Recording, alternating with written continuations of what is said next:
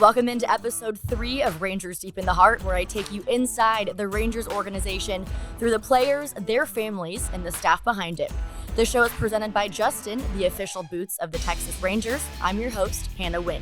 Joining me today is left-handed pitcher Cody Bradford and his wife, Madi. Guys, thank you so much for joining me on the show. Thank you so much for having us. Is this your very first interview together? Yes, it is. Yeah. Really? For a podcast, yeah. I've never been interviewed before. Ever? So I'm a little nervous. Oh, you have nothing to be nervous about. You're going to be great. But Cody, to start the season off, you broke camp in the Rangers rotation, had a dominant first 3 outings of this season with a sub-2 ERA. Mechanically, this offseason, what was a tweak that you made that you really saw success with? I didn't make too many mechanical adjustments, but adding a curveball into the repertoire just gave me another pitch to lean on and kind of helps protect the fastball and the changeup a little bit. And it's one other thing hitters have to think about and guard against. So kind of helps the fastball play up, essentially. At what point did you realize you wanted to add that curveball into your arsenal? Mike actually texted me this offseason, probably back in November when I started playing catch, and said, hey, love for you to start experimenting with curveball again. Hadn't thrown it since college. Actually tried to throw it a little bit my first full season with the Rangers in 21 in High Hickory, but wasn't very successful with it for whatever reason. After I had surgery, just couldn't hold supination with it. So Mike texted me. He's like, hey, experiment with it. Love for you to come into spring training with a curveball that you can just throw for a strike, and we'll go from there and see what hitters say. On April 10th, you had an incredible start against Oakland, striking out 7 over 6 2/3. Mentally for you that day, what did that do for your confidence? I think the early start this year just kind of proved to myself that I have what it takes to be a starter in the big leagues. There were a couple up and down starts last year, filling in for guys kind of in the up and down role, swingman role, long man out of the bullpen. And it was tough to adjust going from the pen to starting, back to round rock, back to a spot start. And I just never really got a groove. And I think God just kind of helped me slow the game down this year and just have confidence in my stuff. Your preparation is something that's widely talked about. I believe you take extensive handwritten notes about each opposing player. How does that really impact the way that you play your game? Yeah, I think your mom actually says something all the time.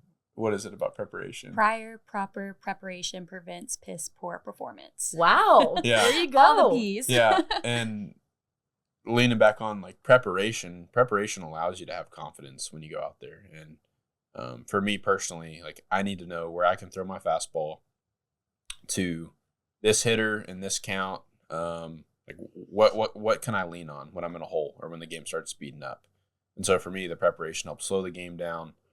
Can remember, how to attack this certain guy and just go from there. So on April 14th, you were put on the 15-day injured list with a back strain. Yeah. Then they found a small stress fracture in one of your ribs. At what point did you sense that something was off? It was actually the morning after the start against Oakland. I was pretty fatigued that last inning going out there, and it felt good, was pitching well, locating well.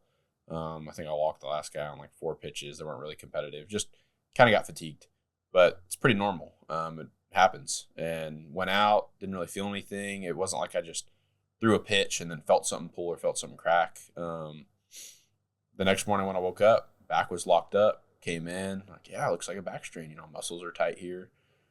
Testing this, testing that. Yeah, okay, we think we got it. A couple days go by, no improvement. Take an MRI in Houston, show some inflammation, checks out that it's a back strain. A week and a half goes by, no improvement. Like, okay, something's going on. Probably should get a CT scan, some other work done. And then the CT scan showed a stress fracture in the rib. And so that's why the muscles were tight. They tighten up to protect the bone, essentially. And at this point, we're still waiting on that bone to heal. Mentally, after the hot start to the season that you had, what does an injury like this do to you?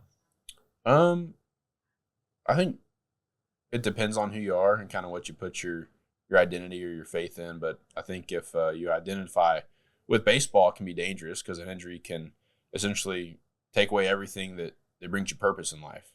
I think me and Madi are pretty grounded in our faith, and God's worked really well in our lives, and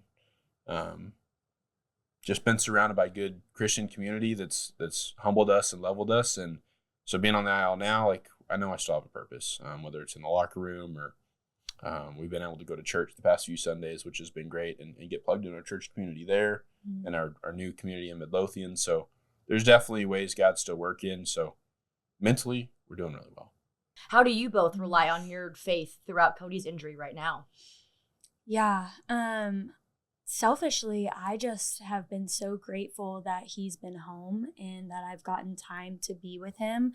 It's something that we like to do every morning is we like to read together. Right now we're going through Mark and just read together, pray together. And then again, like Cody said, just to back up on everything he just stated was, our identity isn't in baseball. This isn't who we are. Yes, it's an amazing thing that we get to be a part of. It's so much bigger than us. And we're just grateful that we get to use this platform to share the gospel and the truth that,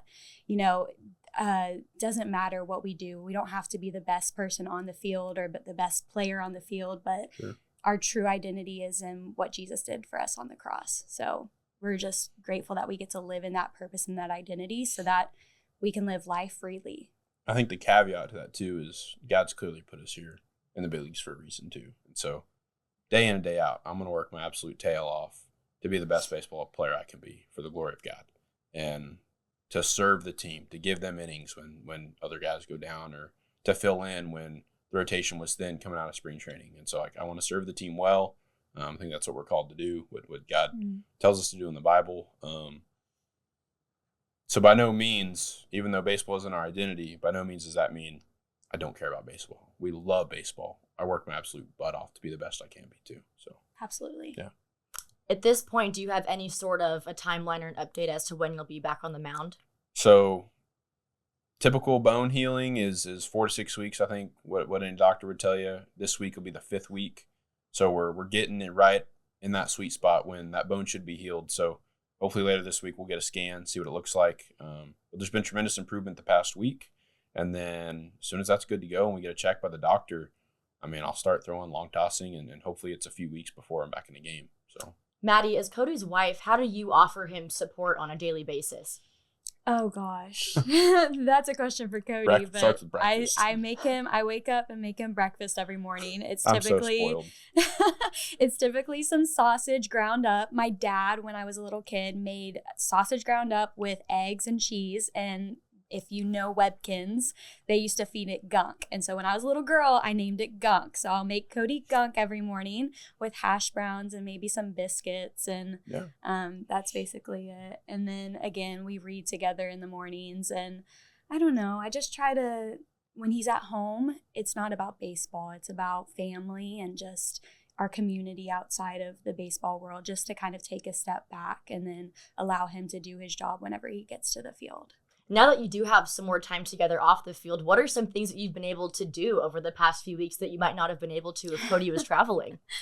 We got to go to my second ever hockey game, her first ever hockey game. Yes. I think it was game 5 or game 7 of the Stars and the Knights. And the Stars won. Yeah. And ended up moving on. And then Cody is really sweet. So he surprised me with the Stars game. And then the night before, or it was actually a day, it was a matinee. He surprised me with a ballet of Beauty and the Beast. And so that was so sweet. I had so much fun. I was like, what is it going to be? And then we walk in and I see all these little girls dressed up as Belle. And I was like, are we seeing Beauty and the Beast? He was like, yes, but it's a ballet. I was like, fine, this is great. It was so fun. Yeah. And then we've had some movie nights with some church friends and stuff. Yes. They've got to come over. And then movie and game nights. Last weekend, your parents and my parents were actually planning on flying to Denver if we had been with the team. And that was Mother's Day weekend, so they were going to come. But your parents drove up from Houston instead, and my parents came over from Aledo, and your dad brought 2 giant sacks of crawfish, and we had a crawfish boil in the backyard. 70 pounds of crawfish he brought. Yeah. And we invited all of our community. We invited our neighbors, our people from church, some of my CrossFit community, and we just had a big, but if we were in Louisiana, 60 pounds wouldn't go very far. In North Dallas, we had 30 pounds left over at the end of the day. North Texas, my grandparents came over, and they're my grandpa's 90, and that was only the second time in his life he's ever had boiled crawfish. So, and he grew up in North Texas. They maybe ate half a pound, where I can typically eat like 3 pounds. I'm very proud of that. It's hard to peel them sometimes, and after a while, if you're a big guy and you get hungry like me, I'll peel about 5 or 6 and then get mad at the crawfish and take it out on the potatoes and the corn shrimp. and start eating everything else that I can just grab finger food. So yeah. Wow, a Stars game and a ballet within 24 hours. What a contrast those two things are. Yeah. Right. I love that. I want to talk to you about the Wenzels. So Cody and I did that super fun interview this spring about all things Baylor, which of course we'll touch on here in a little bit. But Davis got the call, and what do you remember about finding out about it from both of your perspectives? Yeah. Well, I heard it first from Justin Foscue the next day. He got his first MLB hit off Josh Hader the night before. Came in as soon as I got the field. Justin called me over, and he's like, "Hey, man, I'm going on the IL." Dude, what's going on? Like, what happened? Oh, something with my oblique last night. Dang, Justin, that's so sorry to hear that, man. And then he was like, "Yeah, but good news is, I think Davis has an opportunity." And so that's really cool too. Not everybody's like that. And kudos to Justin for like seeing the bright side of things for another person. Like it takes a really selfless person and a really good teammate to be happy for somebody else, especially in the situation where that was his first game, first hit, first day in the big leagues, and he goes on the IL. Pretty cool. But he told me, he's like, "Hey, Justin, Davis is coming up from AAA." I was like, "No way." I went outside, went on the field, gave him a call. He didn't pick up. Dave's coming back like 3 or 4 minutes later. I was like, "Hey, what's going on?" I was like, "I don't know. What is going on? You got something to say?" He's like, "Yeah, I'll see you tonight at the stadium." And I just like, I started crying a little bit. I was so happy. I was ecstatic for him. So he was still at the airport. They had just gotten back from El Paso, I think. But yeah, it was a special moment. I love that. Madi, I know that you're really close with Rachel, Davis's wife. So what was your conversation with her? Oh my gosh. It was less of a conversation and more of just crying. She was so excited. She just got off a flight to Round Rock, and so she needed me to pick her up from the airport in about 3 hours. I had 3 hours to go and get her as many outfits as I could for the weekend. So I went to the mall and just went on a shopping spree for her, which is the most fun thing. Absolutely. I love it. It was awesome. I was like, I just get to pick you out as many outfits. She's like, go crazy. So I got her a couple of outfits. We took care of Knight. Knight is their baby, and made sure that he got a nap before the game, and then took her to the game in the field, and she was just in awe. Rachel is a person that really takes in everything that she's given, and she doesn't take it for granted. So when she saw the field for the first time, I could just tell she was taking it all in, and she was just so grateful. That was her first time ever being there. Yes. At Globe Life. It was. So she was just crying all day, and I just got to be a support system for her.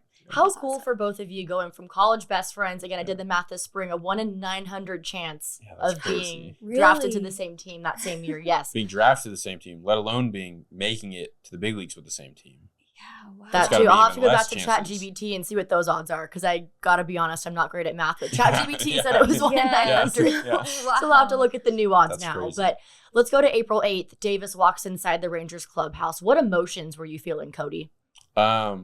Well, the same day he called me, he came in, went up, gave him a big hug. It's like, dude, you're a big leaguer. And as I said the same thing Brad Miller told me the first day I came up last year. I was like, Dave, as Brad Miller told me, you're a big leaguer, and when you play tonight or tomorrow night, nobody can ever take that away from you. And so it doesn't matter what happens from here on out. Like, you've made history. And so for your family's sake, for your hometown's sake, for everybody who's poured into you, this isn't just a win for you, it's a win for everybody. So it's a really special moment, and it's cool getting to show them where the cafeteria was, where the bathroom is. Hey, we got hot tub, cold tub, got a cool weight room, just like giving them the tour too. It was pretty cool. We'll be right back after a quick break from our sponsors. We'll talk about all things Baylor, Alito, Texas, and play the newlywed game. Justin is proud to serve as both the official boot of the Texas Rangers and the presenting partner of the Rangers Deep in the Heart podcast. Join the winning team and embrace the spirit of Texas by stepping into a new pair of Justin boots today. Crafted for fans who demand nothing but the best, Justin boots are the perfect blend of style and comfort. Walk like a champion and shop now at justinboots.com. Justin, standard of the West since 1879. We'll touch more on Baylor in a little bit, but first of all, Cody, you grew up about 45 minutes from the ballpark in Alito, Texas, and you were a lifelong Rangers fan. Who was your favorite player growing up? I'd say two guys, two left-handed pitchers. Could even put three in there. All right, so two left-handed pitchers. One was Derek Holland. He was just a really fun personality. He was always doing interviews in the dugout of impersonations of other people, which was fun as a kid to watch. And then the second guy was Cliff Lee. And I don't remember when in the year we got him, but I think it was 2010 when we went to the World Series against the Giants. And he was almost like the Jordan Montgomery of that year. And Cliff Lee just went off. He pitched his butt off the rest of the year. And I remember watching in the World Series that year, they were at San Francisco. Cliff was pitching and hit a double. Might have been off the wall or to the wall. I thought it was so cool to see. That's back when pitchers hit. But so cool as a kid and related to him. Loved the way he pitched. And then third, I'd say Ian Kinsler. I got an autograph from him on one of the first gloves I ever had when I was a kid. Back when you could just go down to the field before the game when guys were hitting BP. The guys would come over and sign gloves or something. And that was pretty cool. Do you still have it? The glove is still at my parents' house somewhere, and the signature is so faded. But last time I saw it, you could still read it a little bit. Yeah, but now it's cool because Ian's a special assistant to the GM, and so I see him all the time now, which is crazy. Casual. Yeah.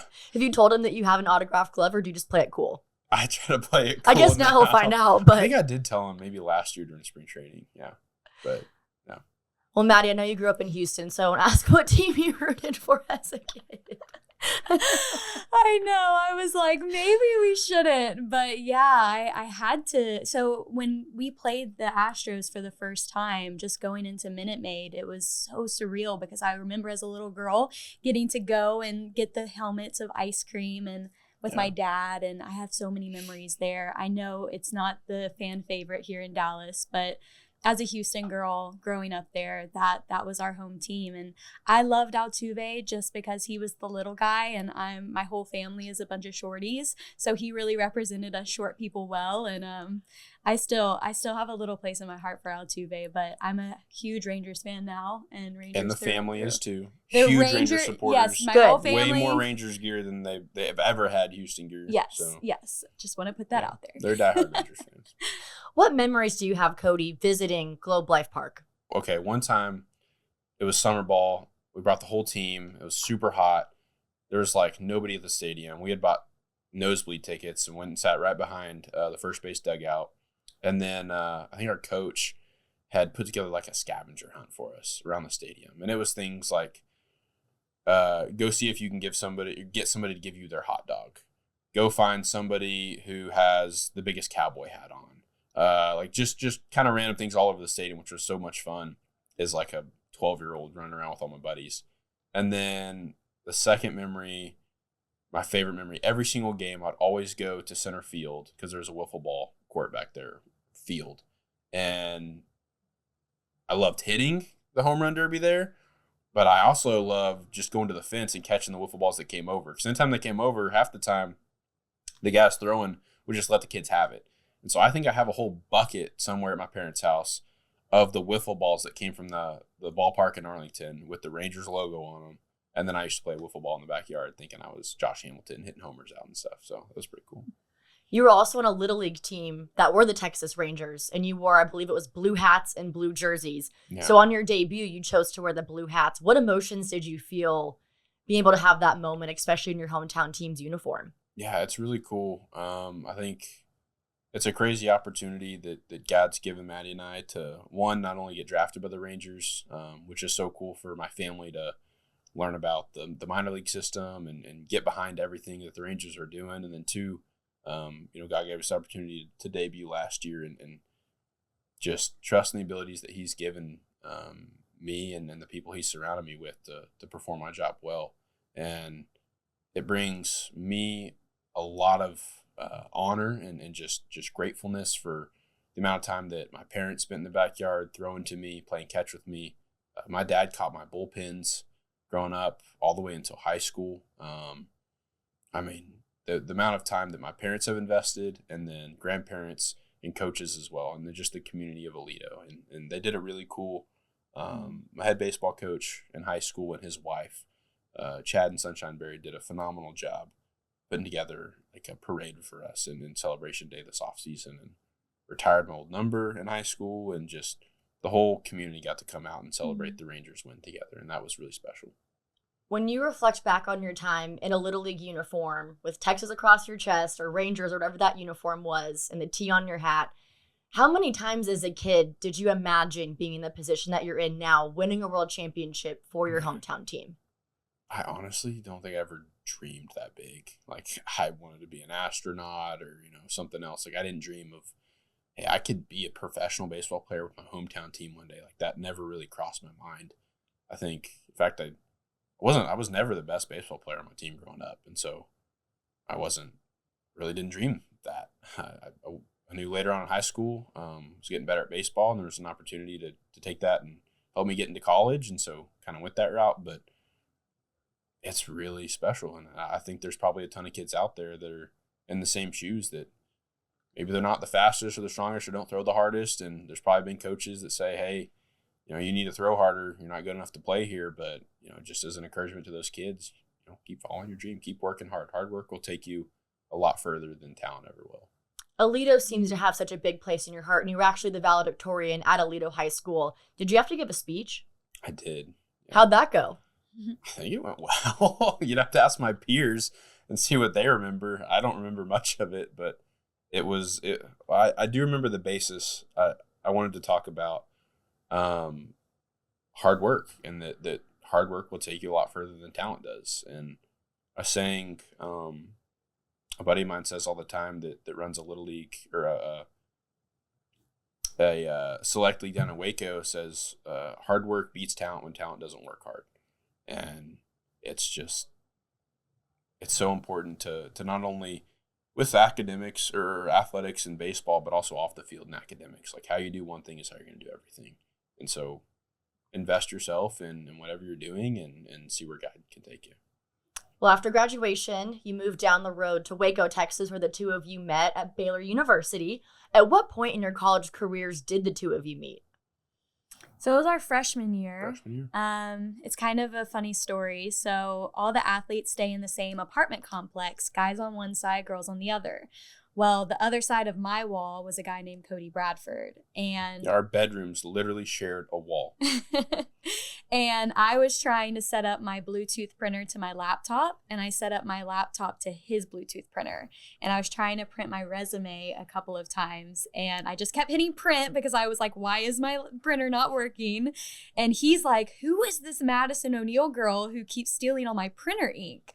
And then you can take it from there. But yeah, I thought it was my buddy. I thought it was my roommate. I was like, Alex, it's cool if you want to print, man, but like, this is the first time in my whole life I've ever had to buy ink. And apparently ink's a lot more expensive than I thought. So like, it's full color, it's 20-something copies. Like, just ask next time. He's like, Cody, it wasn't me. We like went in there, we thought it was like a ghost printing it off or something. We're like, Madison O'Neill, never heard of her.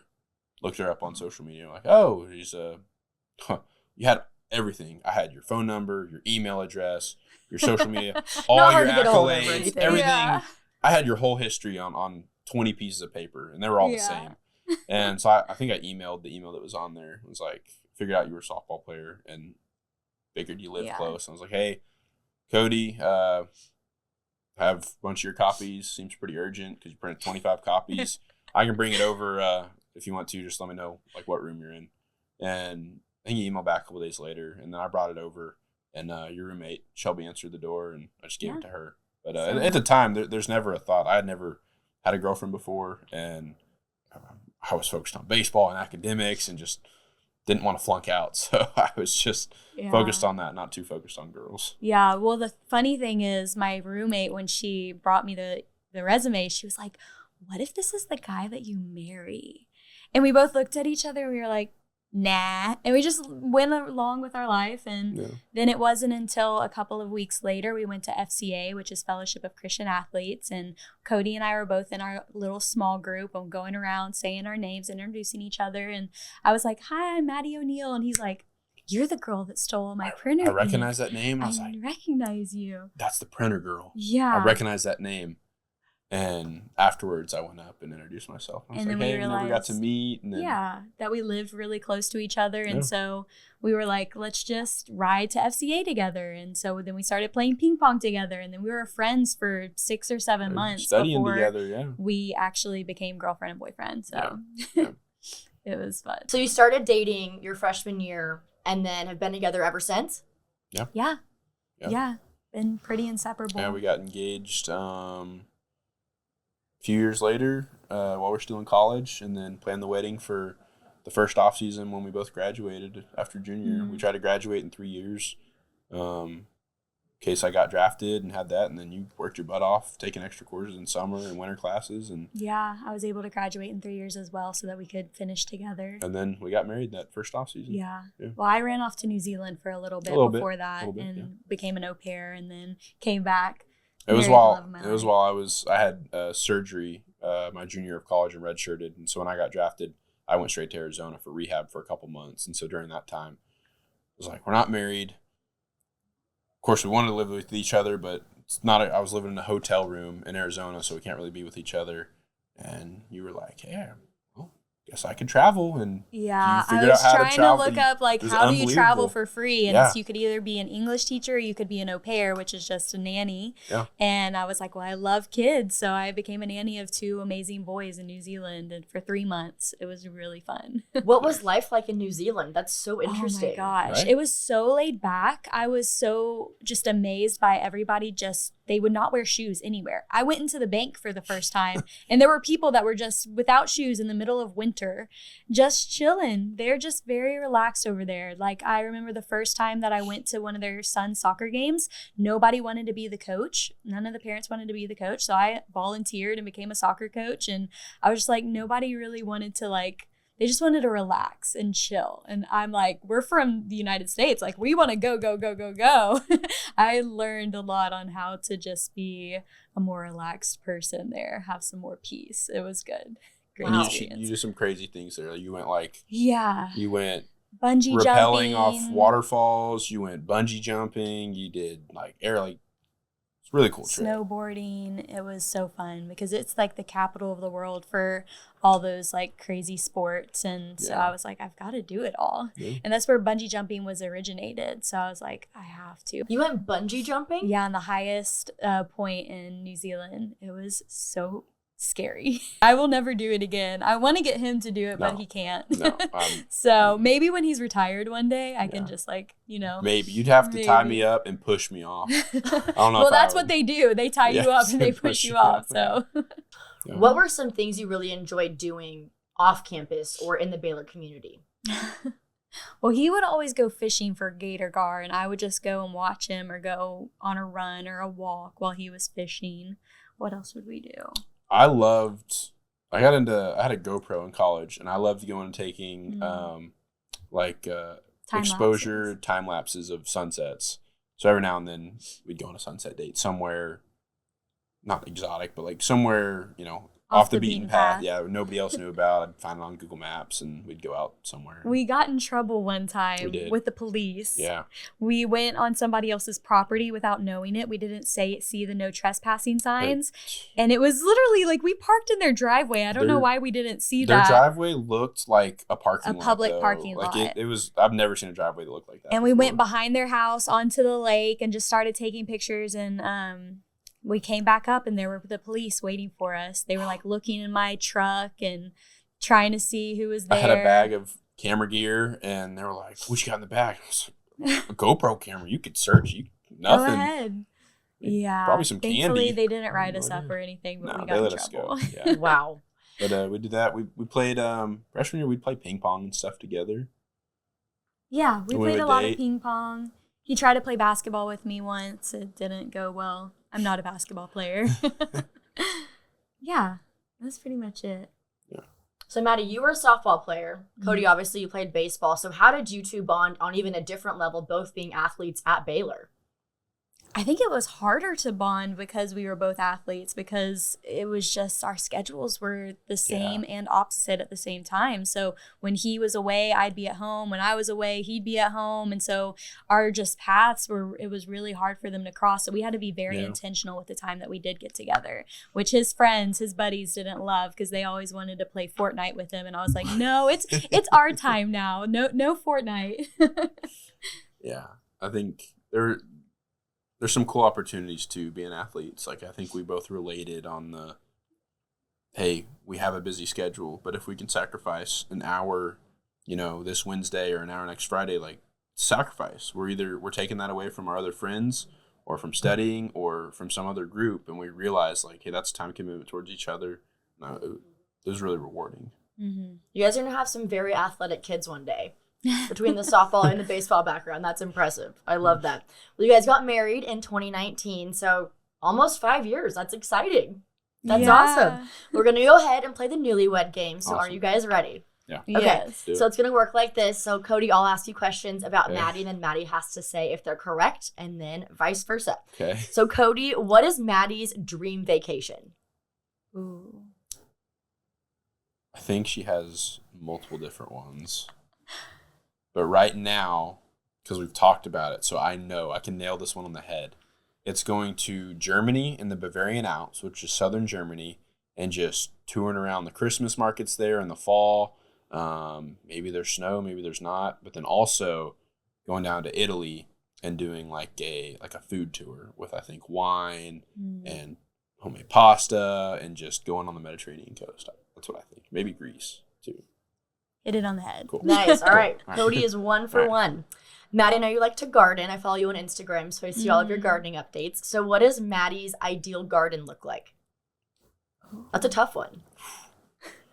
Probably like one of our travels, we went to France, and there's a palace of Versailles. It's outside of France.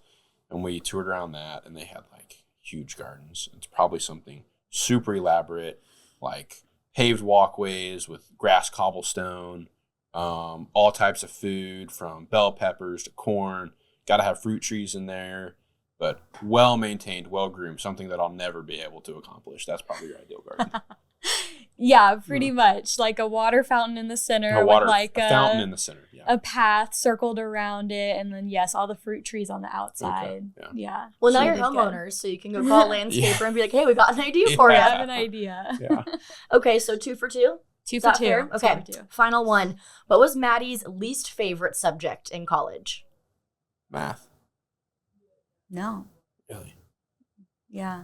Wasn't History. accounting? It was history? Yeah. We didn't have very many history classes. I know. I took one. I guess economics, too. It's kind of math. Kind of. That counts. Yeah. Okay. Yeah, History and I'll be easy economics. I'll take the loss on that. I'll take the loss. We'll say 2.5 out of 3. Okay. 2.5. Yeah, 2.5 out of 3. All right, Maddie, you ready? All right, let's do it. What is Cody's favorite meal? Either something that you make or at a restaurant.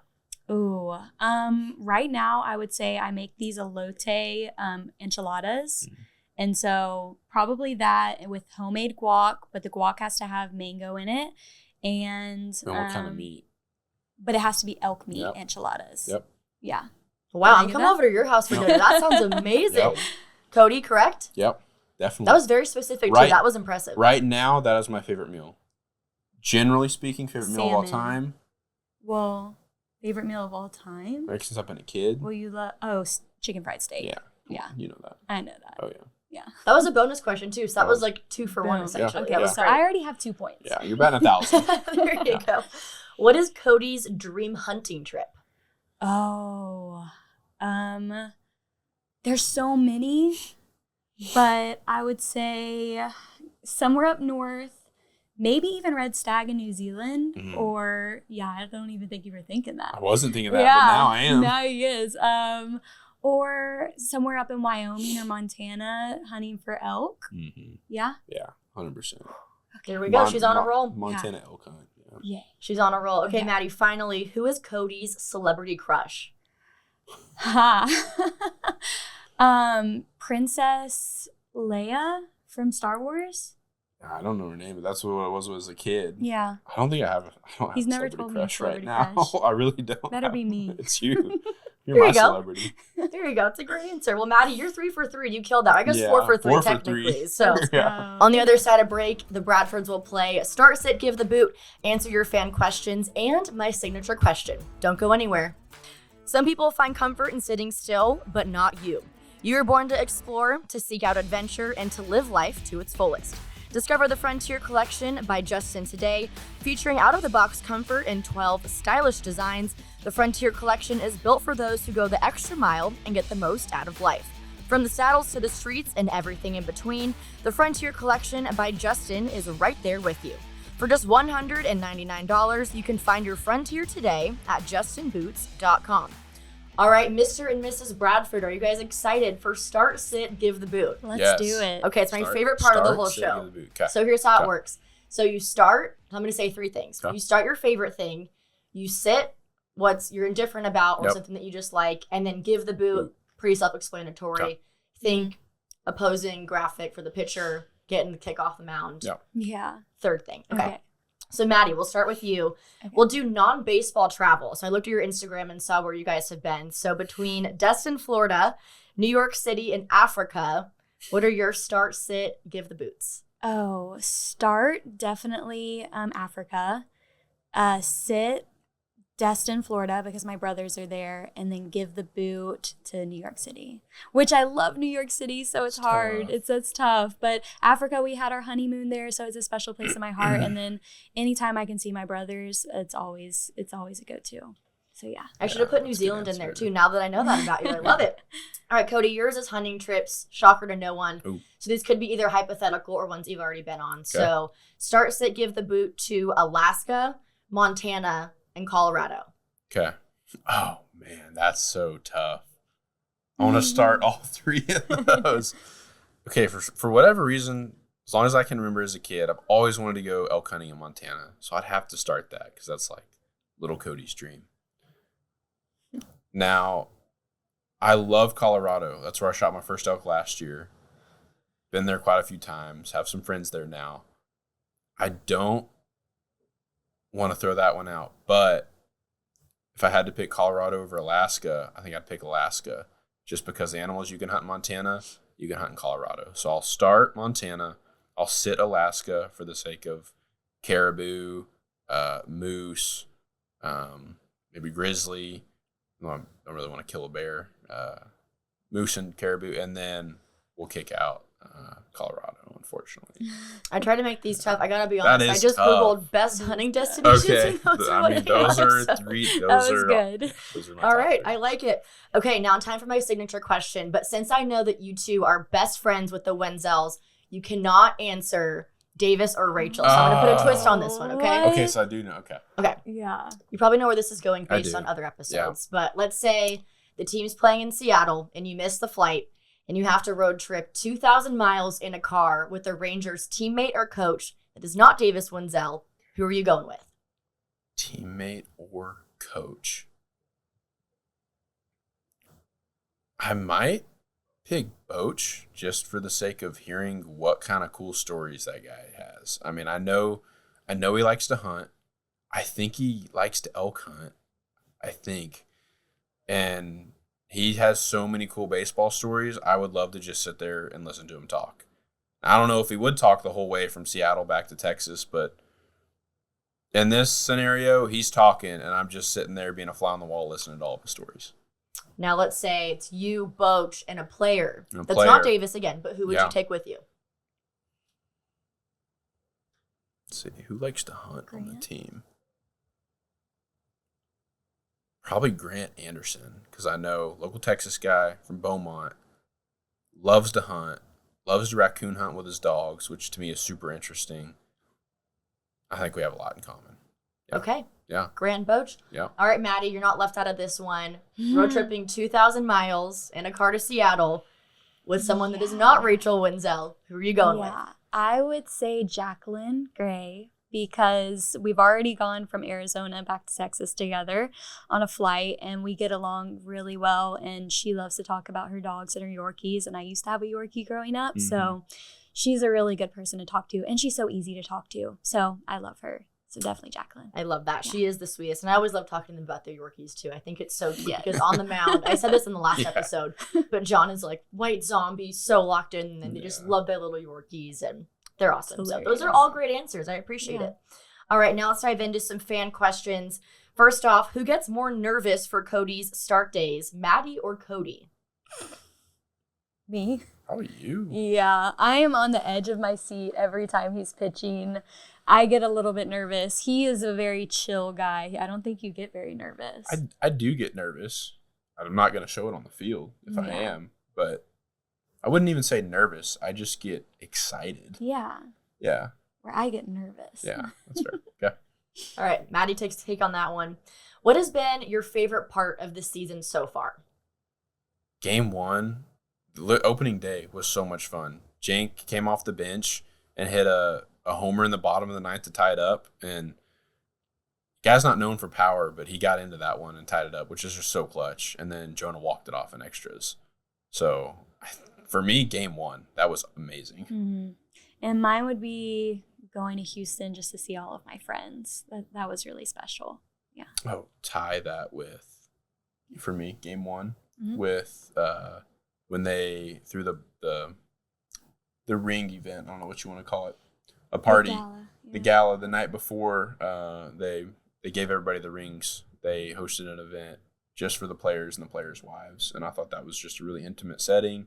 And it was really cool for Jason Beverly Hills to be there and explain the significance of everything on the ring. That was so much cool. And to see some, like, Brad Miller came in, Ian Kennedy came in, some of the guys from last year, too. Yeah, that was awesome. You also started the day where you actually all got your rings. So how did you quickly grab the box, be like, oh, this is so cool, and then you're on the mound 10 minutes later? Yeah, I just went through my warm-up process before and knew I needed to set about 6 minutes aside to go out there and walk, grab my ring, come back in, and that was it. Yeah. Wow. Yeah, I love it. Straight to business. Yeah. Finally, when you two go back to Waco, what is either a restaurant or a spot you have to visit?